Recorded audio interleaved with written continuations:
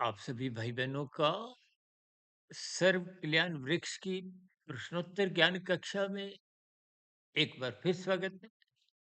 आज की चर्चा हमारी कोई प्रसारित वीडियो नींबू, गन्ना और शास्त्र को लेकर ब्रह्म मुहूर्त ज्ञान उपदेश कक्षा में प्रसारित हुई थी। शायद 2, ढाई, 3 वर्ष पहले की शायद बात है।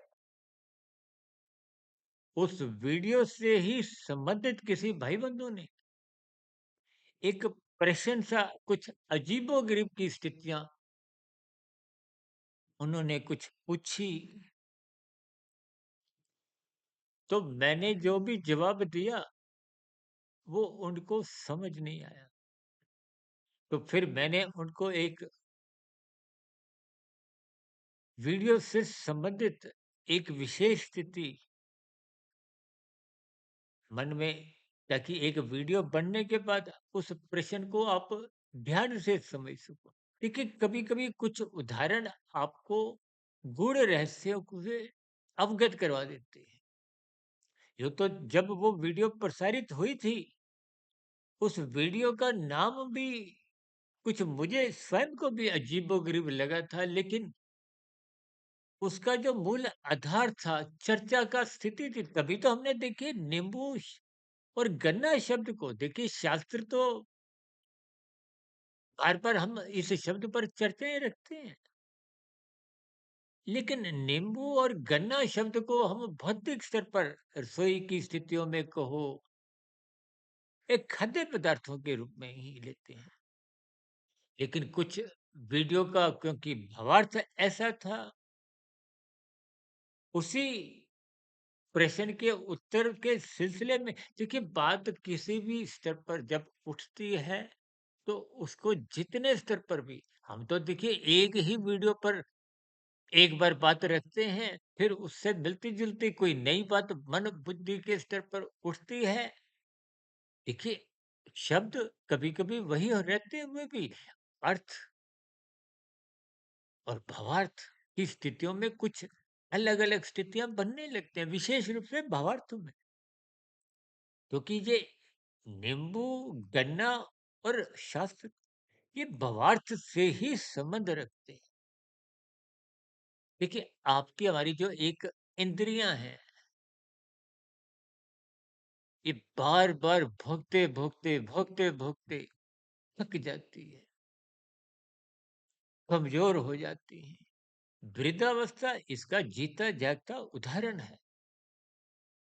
देखिए, स्थितियों को बहुत ही गंभीरता पूर्वक समझिए, तो बात समझ में आ जाएगी।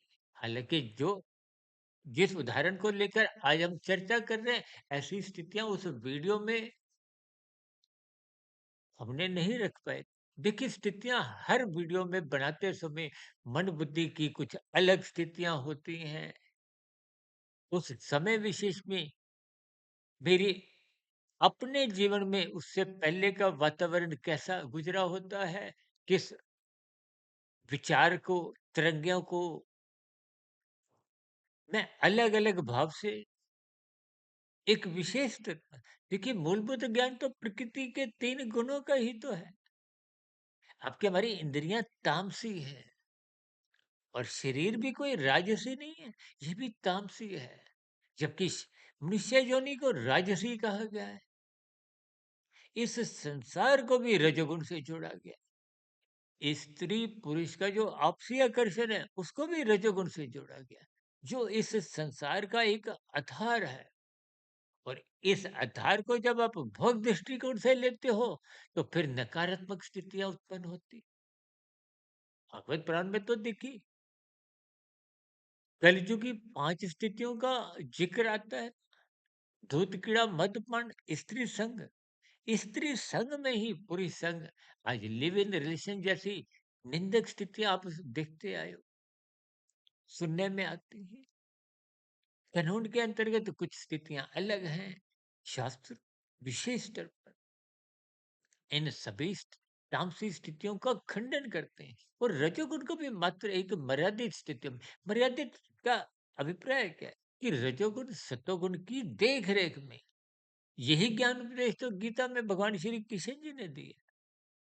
अच्छा, घोड़ों की लगाम, वो मन है, इंद्रियां आपकी हमारी भागती ही है कहाँ, विषय भोगों की गलियों। महात्मा ने उस लगाम को अपने हाथ में रखा है ताकि बुद्धि सात्विक हो। परमात्मा तो देखिए विशुद्ध सत्व नहीं सकते। यानी कि आपके भरी जो इंद्रियां हैं, ये बार बार विषय भोगों में भागती हैं, और भागते भागते भोगते भोगते ये थक जाती हैं, रुक जाती हैं, वृद्धावस्था की स्थितियों में आकर कमजोर पड़ जाती। यानी कि नींबू का अभिप्राय इंद्रियों तक ही है। आप घर पे देखिए, जब कोई मीठा पेयजल बनाते हो जिसको शिकंजवी कहते हो, नींबू एक बार निचोड़ा, दो बार, तीन बार, चार बार, पांच बार, फिर उसमें जब रस नहीं होता तो आप छोड़ देते हो, फेंक देते हो। यानी कि आपकी हमारी इंद्रियां कमजोर हो ही जाती हैं, कि हमारे परिवार में, कि हमारी स्वयं की भी कुछ स्थितियां बन चुकी हैं या बनने जा रही हैं, या उस दिशा की ओर आप और हम बढ़ रहे हैं। यानी कि इंद्रियां कमजोर स्थूल शरीर के रहते रहते हो जाती हैं। इसके भाव ही यही है कि नींबू की एक निश्चित स्थितियां हैं, उससे अधिक उसमें रस होता ही नहीं है। जबकि गन्ने की स्थितियां, जिसको आप अपना स्थूल शरीर समझिए, अब वृद्धावस्था में भी तो देखिए स्थूल शरीर तो अभी चल रहा है, जीवन की सांसें चल रही हैं।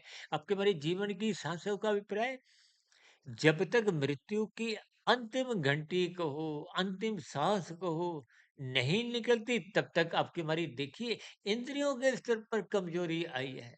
मानसिक स्तर पर अभी कुछ रोज पहले हमने एक वीडियो प्रसारित किया था, इंद्रियां बूढ़ी हो जाती हैं, मन तो जवान रहता है। यानी कि उसकी चिंतन में, अब देखिए ना, अब कभी कभी गन्ने की दुकान पर जब खड़े हो गन्ने का रस पीने के लिए, तो वो अभी आप सोचते हो रस निकल गया, लेकिन वो फिर बार बार उसको मशीन में डालता है, एक बार, दो बार, तीन बार, चार बार, पांच बार, छह बार, सात बार, आठ बार। ये सापेक्ष दृष्टिकोण से इंद्रियों को नींबू से और गन्ने को आपके भरे स्थूल शरीर से, जैसे इंद्रियां कमजोर होने के बाद भी शरीर चलता है, अभी मृत्यु नहीं आई। जब मृत्यु आएगी, उस क्षण आपकी हमारी स्थिति आप समझ ही सकते हो। यानी कि इंद्रियों से अधिक या नींबू से भी अधिक वो गन्ने की स्थितियां हैं, रस निकलने की। तो आपको हमें ये नींबू और गन्ने को, नींबू को इंद्रियों से और गन्ने को आपके बड़े शरीर से, अंत शरीर का भी है, मृत्यु। लेकिन आत्मा, जो मूलभूत स्थिति का आप और हम बार बार चिंतन करते हैं, शास्त्र बार बार क्या कहते हैं। देखिए, हमने नींबू शब्द पर, गन्ना शब्द पर, अब हम शास्त्र को ले रहे हैं। शास्त्र को आप आत्मा के शब्द से, आत्मा एक चेतन सत्ता है। आत्मा एक चेतन सत्ता के आप और हम क्या कहते हैं कि आत्मा का जन्म मरण नहीं होता। इसका अभिप्राय आपने क्या लेना है कि शास्त्रों को आप एक बार पढ़ो, दो बार, 10 बार, 100 बार, 1000 बार। और मैं तो देखिए आज तक जो 4300 से अधिक वीडियो जो प्रसारित हुई हैं, कब तक चलेंगी इसका मुझे भी बोध नहीं है। कब तक मेरी इंद्रियां कहो, शरीर कहो, देखिए कभी कभी शरीर चलता है, इंद्रियां कमजोर पड़ जाती हैं। पिछले लगभग 31-32 वर्षों से मैं एक डेढ़ दो बजे उठने की जो एक संस्कार, शास्त्रों को पढ़ने का जो बार बार स्थितियां, देखिए जितना रस आप ले सकते हो शास्त्रों से, इसका कोई अंत नहीं है। जब तक आप मोक्ष की स्थिति प्राप्त नहीं करते, आत्मा तो पहले से ही ज्ञान स्वरूप है। एक बार नहीं, आप कितनी वीडियो प्रसारित कर चुकी है। जितने अंश में आत्मा अपने स्वरूप में रहती है, ज्ञान में स्थिति में रहती है, उतने अंश में परमात्मा की झलकें आनंद की मिलती ही मिलती है। ये जो अष्टांग योग की स्थितियां हैं, उसमें भी तो अंतिम स्थिति क्या है? समाधि। जब पूर्ण अज्ञानता समाप्त हो जाती है, पूर्ण अज्ञानता समाप्त होने का मतलब संसार से संबंध समाप्त। ये संसारी जितने भी भोग हैं, ये क्षणिक सुख देते हैं।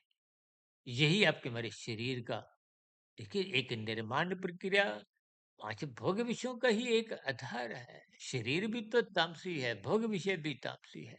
देखिए, स्थितियां क्रमबद्ध समझनी चाहिए। यानी कि आत्मा को शास्त्र से जोड़ते हुए स्थितियों को, ये नींबू इंद्रियों से, गन्ना के हमारे स्थूल शरीर से जिसकी मृत्यु निश्चित है। जैसे गन्ने को जितनी बार भी उसमें रस निकाल के अंत में वो गन्ना निकालने वाला उसको फेंक देता है, लेकिन शास्त्र अनादिकाल से आप पर हम पढ़ते आए हैं, समझते आए हैं, इनसे जुड़ते आए हैं। यानी कि शास्त्रों को आप आत्मा के स्तर पर देखिए। आत्मा मोक्ष प्राप्ति में भी जब तीन शरीर, देखिए, एक शरीर का बंधन तो सबका ही बिना प्रयासों के समाप्त हो जाता है। शरीर की मृत्यु तो निश्चित, माता के गर्भ में इसका निर्माण हुआ, और अंतिम स्थिति मृत्यु के बाद शमशान घाट की स्थितियों से आप और हम परिचित ही। और इन सभी स्थितियों को देखिए, एक शरीर समाप्त तो दूसरा, तीसरा, ये 84 लाख प्रकार की जोनियां हैं। 80 लाख प्रकार की तो नीचे की दंड में जोनियां हैं, जिनमें तब जाना पड़ता है जब पाप कर्म अधिक होते हैं। तुल्यता होने पे मनुष्य जोनि की पात्रता बन जाती है। और पुण्य कर्मों की अधिकता हो, इच्छा रहते हुए विशेष सुखों को भोगने के लिए ऊपर की जोनियों का एक व्यवस्था है। लेकिन इच्छा रहते हुए, यदि इच्छा नहीं है, तो साधना के लिए संस्कारी माता पिता के यहाँ जन्म होगा, गुरुजनों का संग सहज ही उपलब्ध बना रहे, ताकि कर्म योग, ज्ञान योग, भक्ति योग की स्थितियां निरंतर आगे बढ़ती जाए। जैसे अब गाड़ी में पहला गियर, दूसरा, तीसरा, चौथा, आजकल तो गियर के बिना गाड़ियां हैं, लेकिन गियर से आप और हम ये बात को समझ सकते हैं। आत्मा मायातीत होने पे भी देखिए, स्थूल शरीर के रहते रहते जब कारण शरीर 100% शुद्ध हो जाता है, यानी कि बुरे संस्कार समाप्त, दग्ध बीज हो गए। अब शुभ संस्कार, वो तो आत्मा के प्रकाश को रोकते नहीं। अब आत्मा पर किसी भी प्रकार का बंधन अज्ञानता का नहीं है, बुरे संस्कारों का नहीं है। तो अब स्थूल शरीर के समाप्त होते ही आत्मा मायातीत मोक्ष की प्राप्ति कर लंबे काल के लिए आनंदमय जीवन बिताती है। तकनीकी रूप से, सैद्धांतिक रूप से आत्मा आनंद स्वरूप बन नहीं जाती। भले ही मोक्ष की स्थिति में आनंददायक स्थितियां लंबे काल के लिए रहती है, लेकिन कुछ स्थितियां को स्वयं ही समझनी होती है। शब्दों की एक सीमा है। शब्द तो आकाश का गुना है, और आकाश क्या है? तो भौतिक स्थिति है। तो आध्यात्मिक स्थितियों द्वारा मात्र इशारे किए जाते हैं। इन सभी स्थितियों को आप भी तर्क पूर्वक समझिए। आपके मन में भी कुछ और दार्शनिक विचार या कुछ और स्थितियां इस संदर्भ में हो, तो कि ऐसे विचारों का, आपके सुझावों का सदा ही स्वागत है। अब चर्चा विशेष को यहीं विराम देते हैं। यदि आपका फिर कोई नया प्रश्न हो, तो आपके नए प्रश्न का, सुझाव का, कोई मेरी कही गई बात पर कोई आपत्ति हो, उन शिकायतों का भी नीचे कमेंट्स बॉक्स पर जब प्रश्नोत्तर ज्ञान कक्षा में स्वागत है। चर्चा विशेष को यहीं विराम देते हैं। कल सुबह ब्रह्म मुहूर्त ज्ञान उपदेश कक्षा में फिर किसी नए सिद्धांतिक विषय पर चर्चा रखेंगे। तब तक आप अपने आध्यात्मिक मित्र सुधीर भाटिया फकीर को इजाजत दें। वीडियो विशेष को सुनने के लिए आप सभी भाई बहनों का बहुत बहुत धन्यवाद।